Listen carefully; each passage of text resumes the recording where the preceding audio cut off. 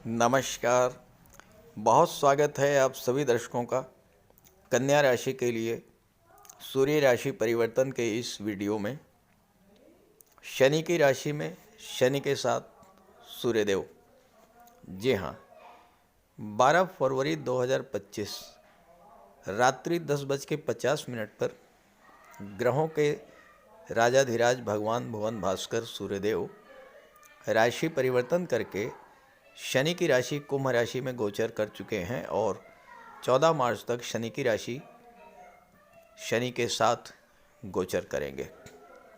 सूर्यदेव प्रत्येक माह राशि परिवर्तन करते रहते हैं, लेकिन वर्ष में एक बार ही ऐसा अवसर आता है जब गोचर में शनि सूर्य की युति बनती है और ये अवसर आपके जीवन में 12 फरवरी से 14 मार्च के बीच आ रहा है। सूर्य का इस बार का ये गोचर बड़ा ही अद्भुत और विलक्षण है, क्योंकि सूर्य के इसी गोचर में आपको शनि जन्य कष्टों से पूरी तरह से मुक्ति मिल जाएगी।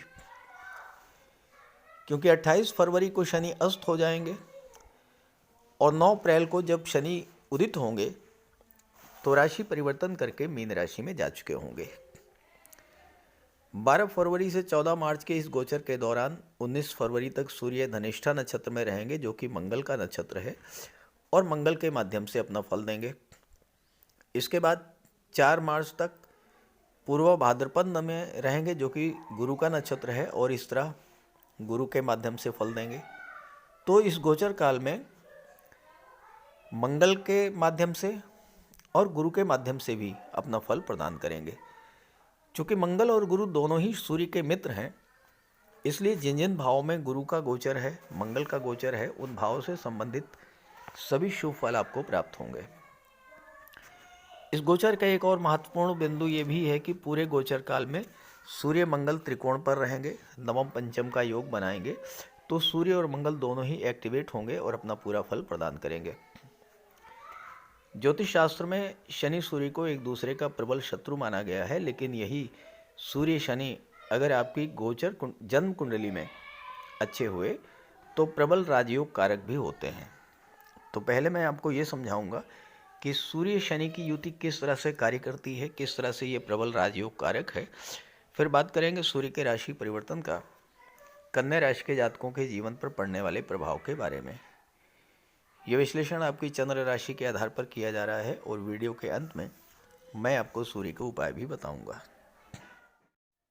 किसी भी जातक की जन्म कुंडली या गोचर कुंडली में अगर सूर्य शनि एक साथ किसी भी भाव में गोचर करें तो सूर्य शनि की युति बनती है।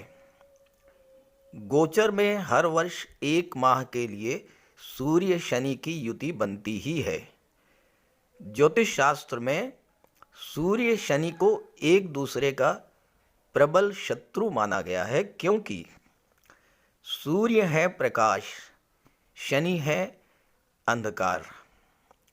जब सूर्य शनि की युति बनती है तो सूर्यदेव शनि के अंधेरे को दूर कर जीवन में प्रकाश लाने का कार्य करते हैं, यानी कि शनि जन्य कष्टों से राहत दिलाने का कार्य करते हैं। हालांकि सूर्य पिता के कारक हैं, इसलिए ये युति पिता पुत्र में मतभेद की स्थिति बना देती है या फिर पुत्र को पिता का साथ नहीं मिल पाता। कार्यस्थल पर बॉस या सीनियर से भी वैचारिक मतभेद की स्थिति बनती है। परिवार में भी वैचारिक मतभेद की स्थिति बनती है। स्वास्थ्य में भी कमी आती है। आर्थिक मामलों में भी उतार चढ़ाव देखने को मिलता है। लेकिन अगर पिता से संबंध बनाकर रखा जाए, बॉस और सीनियर से संबंध बना करके रखा जाए, तो सूर्य और शनि की ये युति प्रबल राजयोग कारक भी होती है। जो भी जातक शासन प्रशासन, राजनीति, न्यायपालिका या विदेश सेवा में उच्च पदों पर हैं, या वो जातक जो जीवन में हाई स्टेटस पर हैं, उच्च पदों पर हैं, चाहे वो किसी भी क्षेत्र में हो, व्यापार, चिकित्सा, गेम्स, स्पोर्ट्स, शिक्षा, न्यायपालिका, पुलिस प्रशासन या अन्य कोई भी क्षेत्र हो, उनके जन्म कुंडली में कहीं न कहीं या तो सूर्य शनि की युति बनती है या सूर्य शनि का दृष्टि संबंध बनता है, या फिर शनि सूर्य का नवम पंचम योग होता है, या केंद्र त्रिकोण का संबंध बनता ही बनता है। शासन प्रशासन, राजनीति या किसी भी अन्य क्षेत्र में उच्चतम पद प्राप्त करने के लिए कुंडली में सूर्य और शनि का संबंध होना आवश्यक है। इस वजह से ये संबंध राजयोग कारक होता है, ये समझें। किस तरह से ये संबंध व्यक्ति को बुलंदियों पर पहुंचा देता है, ये समझें। सूर्य क्या है? सूर्य है तेज, प्रकाश, प्रताप। सूर्य है शासन प्रशासन, राजनीति के कारक। सूर्य रॉयल स्टेटस के कारक हैं, अथॉरिटी और पावर के कारक हैं। सूर्य हमारी आत्मा, दाहिने नेत्र के कारक हैं। शनिदेव हैं बड़े भाई, ताऊ के कारक, प्रोफेशन और लाभ के कारक, दशम भाव और एकादश भाव के कारक। शनि है परिश्रम, लगन, हार्डवर्क और जीवट। शनि है अनुशासन और टाइम की पंक्चुअलिटी। जब कुंडली में शनि सूर्य का संबंध बनता है तो ये सरकारी नौकरी का कारक बन जाता है। जब तक शनि के हार्डवर्क, अनुशासन, लगन और कर्मशीलता पर सूर्य के बल, तेज और प्रकाश का प्रभाव नहीं पड़ता है, तब तक कोई भी व्यक्ति किसी तरह के सरकारी पद, गवर्नमेंट जॉब में उच्च पद को प्राप्त कर ही नहीं सकता है। जो जातक IAS, IPS, IFS, civil services में उच्च पद धारण करते हैं, या जो जातक शासन प्रशासन, राजनीति में उच्च पद धारण करते हैं, उनकी कुंडली में कहीं न कहीं सूर्य शनि का संबंध अवश्य बनता है। इतना महत्वपूर्ण होता है सूर्य शनि की युति या सूर्य शनि का दृष्टि संबंध, जो कि किसी भी जातक की कुंडली में प्रबल राजयोग कारक होता है। हालांकि स्वास्थ्य संबंधी समस्याएं भी उत्पन्न होती हैं, जैसे कि नेत्र कष्ट, high blood pressure, angina pain, arthritis, जोड़ों में दर्द, घुटनों में दर्द, पिंडलियों में दर्द, ये समस्याएं भी डेवलप करती हैं इस युति के बनने पर। तो स्वास्थ्य का भी विशेष ध्यान रखना होगा। अब आइए समझते हैं अलग अलग राशियों पर सूर्य शनि युति का क्या प्रभाव पड़ेगा। तो ये है कन्या राशि के जातकों की कुंडली। आपके राशि के स्वामी ग्रहों के युवराज बुध हैं। बुध का गोचर कुंडली के छठे भाव में है और 27 फरवरी को बुध राशि परिवर्तन करेंगे, सप्तम में आ जाएंगे। यहाँ पर शुक्र बुध का लक्ष्मी नारायण योग बनेगा। साथ ही साथ शुक्र अपनी उच्च की राशि में गोचर कर रहे हैं और केंद्र के भाव में है, तो मालव्य राजयोग भी बनेगा। सूर्य का ये जो गोचर है बेहद महत्वपूर्ण है आपके लिए, क्योंकि एक तो शुक्र बुध का लक्ष्मी नारायण योग, शुक्र का मालव्य राजयोग, और दूसरे सूर्य का जो गोचर है छठे भाव में, ये आपके लिए बेहद अनुकूल है। क्योंकि सूर्य जो है शनि जन्य कष्टों से आपको राहत देने वाले हैं। देखिए, शनि पिछले 2 वर्षों से 17 जनवरी 2023 से आपकी कुंडली के छठे भाव में गोचर कर रहे हैं। अब यहाँ पर सूर्य आ चुके हैं। सूर्य में प्रकाश है, शनि है अंधकार, तो सूर्य के आते ही शनि का अंधेरा दूर होगा। अब 28 फरवरी को शनि अस्त हो जाएंगे और 9 अप्रैल को जब उदित होंगे तो राशि परिवर्तन करके 7वें भाव में जा चुके होंगे।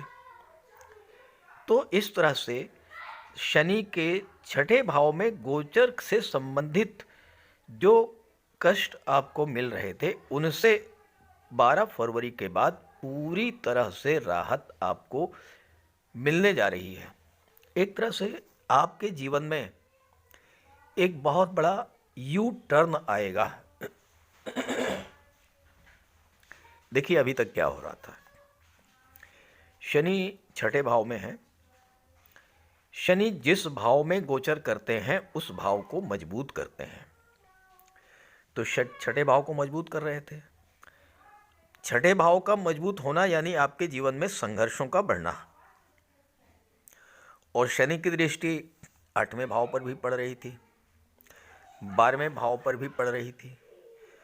तो आपने देखा होगा कि पिछले 2 वर्षों से आप जो कार्य कर रहे थे उसमें आपको बहुत ज़्यादा संघर्ष करना पड़ा होगा, मेहनत ज़्यादा करनी पड़ी होगी, सफलता बहुत कम मिली होगी, लाभ कम मिला होगा। दूसरी बात, फालतू के खर्चे आपके ज़रूर बढ़े होंगे। 12वें भाव पर दृष्टि थी। 12वां भाव अस्पताल का होता है, कोर्ट कचहरी का होता है। और 8वां भाव नैसर्गिक रूप से खराब भाव है, दुखों का, कष्टों का, पीड़ाओं का। तो तमाम तरह की समस्याएं स्वास्थ्य को लेकर, खर्चों को लेकर, धन को लेकर, पारिवारिक जीवन को लेकर, हर तरह की समस्याओं से आप जो है लगातार जूझते चले आए हैं। अब यहाँ पर सूर्य आ चुके हैं। सूर्य के प्रकाश में शनि का अंधेरा दूर होगा। तो पहला कार्य तो यही होगा कि आपके जीवन में जो संघर्ष चल रहे थे उनसे आपको राहत मिलने जा रही है। दूसरी बात, जो फालतू के खर्चे आपके बढ़े हुए थे उनसे भी आपको राहत मिलेगी। सूर्य 12वें भाव पर दृष्टि डालेंगे अपनी ही राशि पर, तो 12वें भाव के जो शुभ फल हैं वो आपको प्राप्त होंगे। किस तरह के फल? विदेश संबंधी कार्यों में आपको इस समय सफलता मिलेगी, विदेश संबंधी कार्यों से लाभ मिलेगा। और सबसे बड़ी बात, कन्या राशि के वो जातक जो छात्र हैं, किसी प्रतियोगी परीक्षा की तैयारी कर रहे हैं या किसी नौकरी की तलाश में हैं, जब भी कुंडली के छठे भाव में सूर्य का गोचर होता है और अगर सूर्य के साथ बुध का भी गोचर हो जाए तो फिर कहना ही क्या है।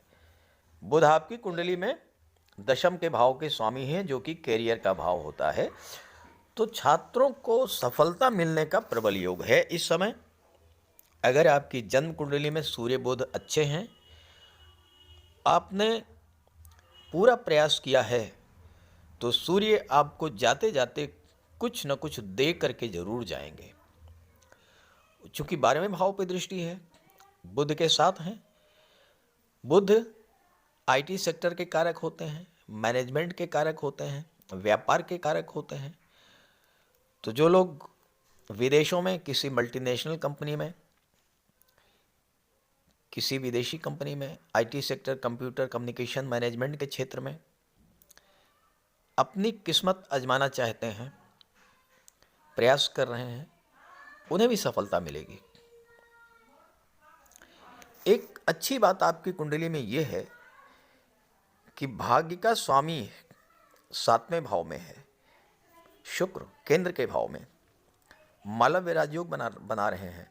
और आपके राशि के स्वामी बुध 27 फरवरी को यहाँ जाएंगे, लक्ष्मी नारायण योग बनेगा। इस पूरे गोचर काल में, और यही नहीं है, 14 मार्च के बाद भी, चूंकि शुक्र तो 31 मई तक रहेंगे और आपके लिए शुक्र, बुध और राहु तीनों प्रबल योग कारक होते हैं। भाग्य का भरपूर साथ आपको मिलने जा रहा है आने वाले 4 महीनों तक, 31 मई तक।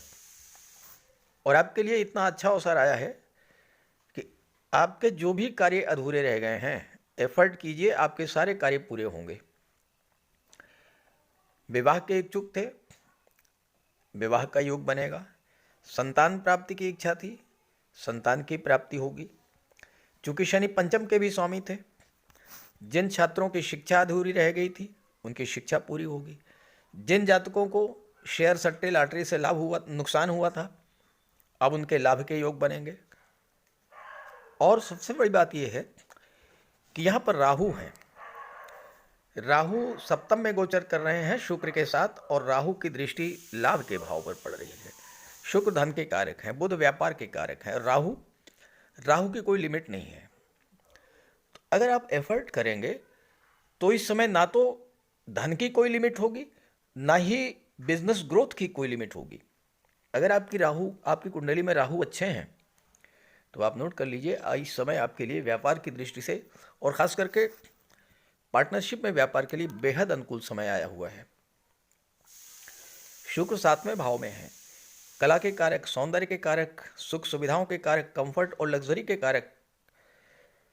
जो जातक इस समय शुक्र से संबंधित चीजों का व्यापार व्यवसाय कर रहे हैं, जैसे गारमेंट्स का, फैशन डिजाइनिंग का, ड्रेस डिजाइनिंग का कार्य, कॉस्मेटिक्स, परफ्यूम्स, श्रृंगार प्रसाधन, ब्यूटी पार्लर, ब्यूटिशियन का कार्य, डेकोरेशन का कार्य, जो भी जातक इस तरह का कार्य कर रहे हैं, जबरदस्त ग्रोथ देखने को मिलेगी आपके व्यापार व्यवसाय में।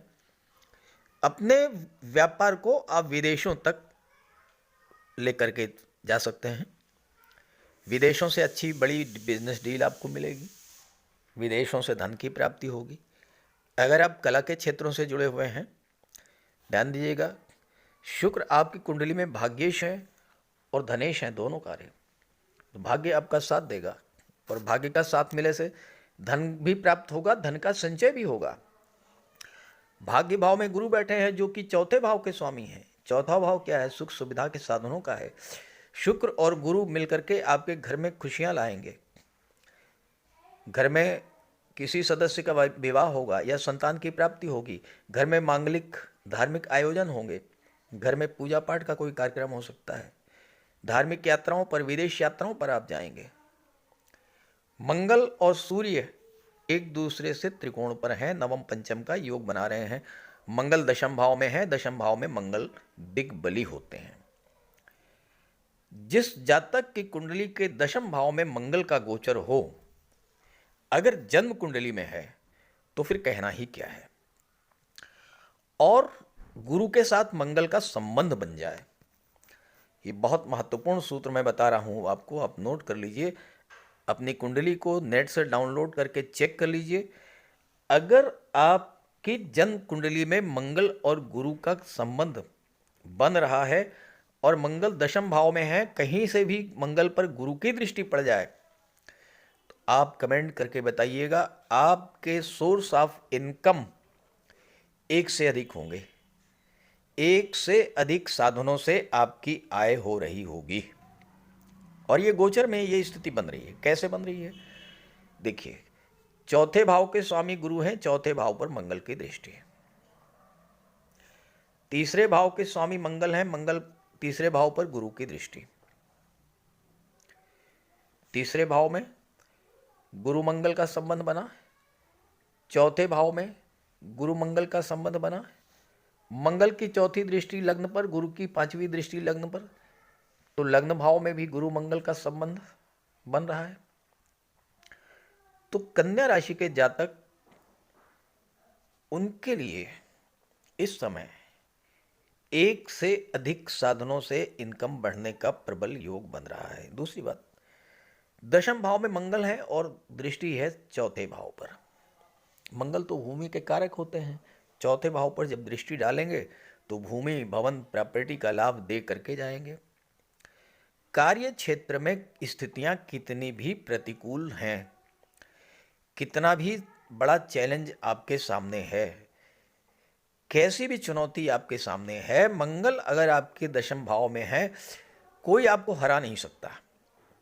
हर समस्या, हर चैलेंज को आप बीट करेंगे, आगे निकलेंगे, दिए हुए टारगेट को ड्यू टाइम पर पूरा करेंगे, और इसका फिर आपको धन के रूप में नाम, यश, मान सम्मान सब कुछ मंगल प्रदान करेंगे।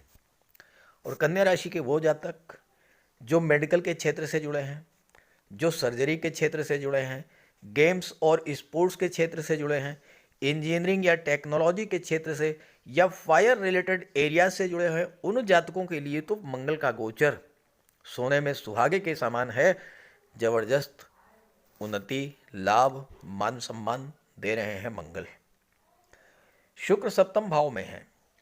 विवाह का प्रबल योग, दाम्पत्य सुखों में वृद्धि, अपने परिवार के साथ किसी टूरिस्ट प्लेस पर कहीं घूमने के लिए आप जा सकते हैं। पति पत्नी के बीच किसी तरह का कोई तनाव, कोई गलतफहमी अगर राहु की वजह से उत्पन्न हुआ है तो उससे आपको राहत मिलेगी। हाँ, ये एक चीज़ और मैं आपको बता दूं कि हो सकता है कुछ जातकों के जीवन साथी का स्वास्थ्य भी खराब हुआ हो इस गोचर काल में राहु के कारण। जैसे ही शुक्र बुध यहाँ पर आए हैं, 28 जनवरी को शुक्र आ चुके हैं, 27 फरवरी को बुध आएंगे, जीवन साथी के साथ स्वास्थ्य में सुधार होगा। जीवन साथी के भाग्य से आपकी भाग्योन्नति होगी। और अगर आपका विवाह इस गोचर काल में होता है तो उसके बाद भी आपकी भाग्योन्नति होगी, धन का लाभ होगा, जीवन में खुशियां लौटेंगी, सुख सुविधा के साधन बढ़ेंगे, व्यापार व्यवसाय आगे बढ़ेगा, मान सम्मान की प्राप्ति होगी, धन की प्राप्ति होगी, धन का भंडार भरेगा और छात्रों को नौकरी का भी योग बनेगा। तो इस गोचर का लाभ उठाइए और सूर्यदेव का उपाय जरूर कीजिएगा। बात करते हैं उपायों पर। सूर्यदेव को प्रसन्न करने का सबसे बड़ा उपाय है प्रातः काल सूर्योदय से 1 घंटे के भीतर स्नान ध्यान से निवृत्त होकर के एक तांबे के जल में तांबे के लोटे में जल, गंगा जल, अक्षत, रोली, लाल चंदन और लाल पुष्प ये मिला करके सूर्यदेव को जल अर्पित कीजिए। 3 बार में जल अर्पित कीजिए और ओम सूर्याय नमः का जाप करते रहिए। इसके बाद एक लाल आसन पर बैठ जाइए और गायत्री मंत्र का जाप कीजिए। सूर्य पिता के कारक होते हैं। अपने पिता का सम्मान कीजिए, पिता का आशीर्वाद प्राप्त कीजिए। भूल करके भी अपने पिता का अपमान मत कीजिए। अगर आप कर सकें तो रविवार को व्रत रखें, सूर्यदेव को जल अर्पित करें और लाल रंग के वस्त्र, गुड़ या चने की दाल का दान करें। पीले रंग के वस्त्र धारण करें और पीले रंग के ही खाद्य पदार्थों का सेवन करें। भगवान विष्णु की पूजा करें। जब भी घर से बाहर जाएं, थोड़ा सा मीठा खाकर उसके ऊपर पानी पीकर घर से बाहर निकलें। आदित्य हृदय स्तोत्र का पाठ करें और गायत्री मंत्र का जाप करें। इन सब उपायों को करने से सूर्यदेव प्रसन्न होंगे और सूर्य के सभी लाभ आपको प्राप्त होंगे।